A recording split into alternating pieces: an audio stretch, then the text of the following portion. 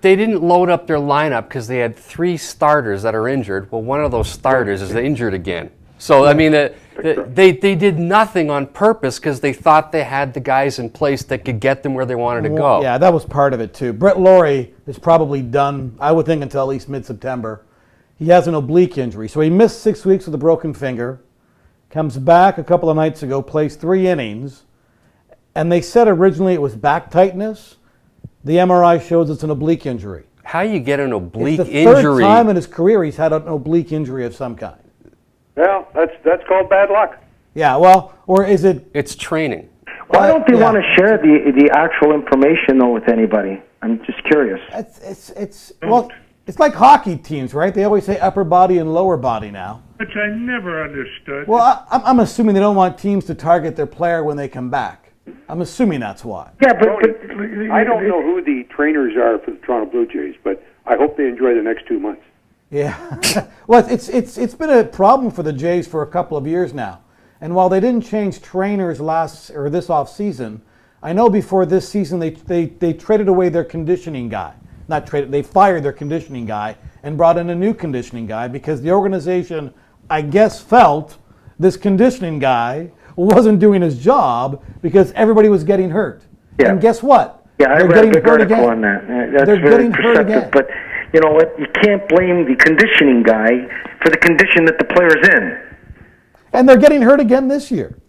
And the question is, are they getting hurt? Does it have to do with the fact they're playing on turf? That There's only cement. 2 teams that play on turf. That's what it is. Perry, I think you hit the nail on the head. When Brett Laurie turned around first base. And he got hurt. Yeah. Obviously, that, like they're saying, that may have happened either on the plane where he had that, or it's a pre-existing injury that probably based on the way he trains. It's susceptible. Let me ask you a question, because you made a statement a bit ago about targeting. I played 19 years in the NHL, and I can honestly say I don't think guys in the Bruins, the Boston Bruins team, or the Ranger team that I played for, or even for that matter, the Blackhawks in the 6-team league, ever targeted people. Yeah, I don't agree with that. I just think it's stupid that it drives me crazy, the upper, lower body. It's just a game. It's a stupid game. There's no need for it. Okay, well, and Phil, that's fair. Bill, when you were working with the Maple Leafs, has it changed? Is what my question was. That's a good. I think it has, in part because there's so much money at stake, and in part because there's so many teams, more than the 6 or the 12 or whatever when you played, Phil. And in part because of social media. And social media certainly probably has a factor in it. At any point. Doesn't matter. The truth is the truth. The guy broke his fucking arm. He broke his fucking arm. You just say it at the end of the game. He can't play. He's gone for 4 to 6 to 8 weeks because he broke his fucking arm. Bill, when you were working with the Maple Leafs, was there a policy on injuries and stuff and revealing injuries? No, they still hadn't started that. Okay. I think they started at about midterm of my.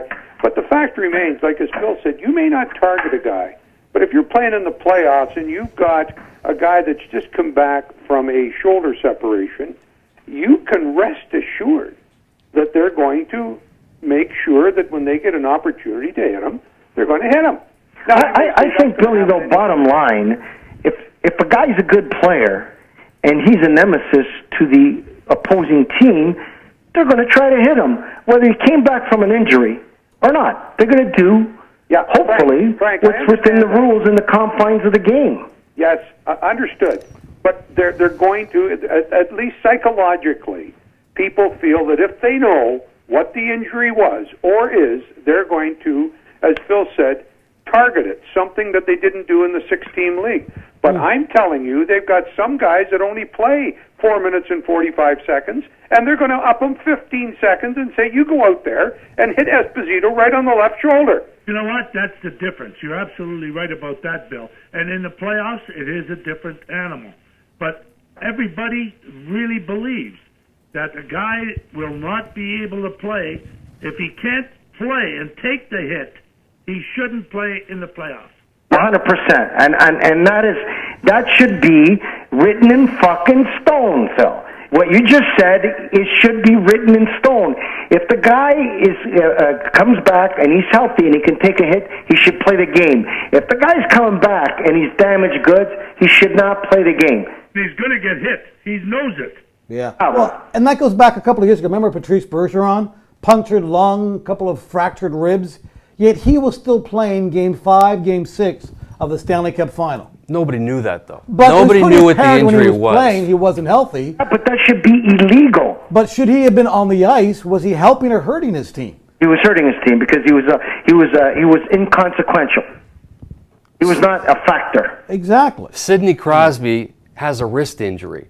And had one all playoff by the sounds of it. Yeah, so was That's, Sid... I told you guys when we were covering this that he was playing hurt. And it seemed pretty apparent to most people that he didn't wasn't. know what the injury was because they never let it out. Right. And they're asking, why don't they... I think it should be illegal that they allow a player, a human being, to play hurt. I got to tell you, they never put it in the press. But the other team knew what the fucking injury was. Trust me in that. Yeah.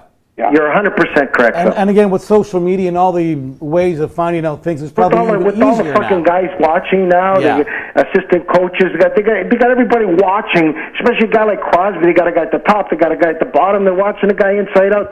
They're watching the tapes, the DVDs, the CDs, or the replays, or the hard drive, whatever the fuck they do nowadays of the game, and they can see right away if a guy's hurt. Yeah, and I think that's... For fucking living. And I think that's why teams are so hesitant to say leg injury or shoulder, because they figure the opposition is going to find out anyway.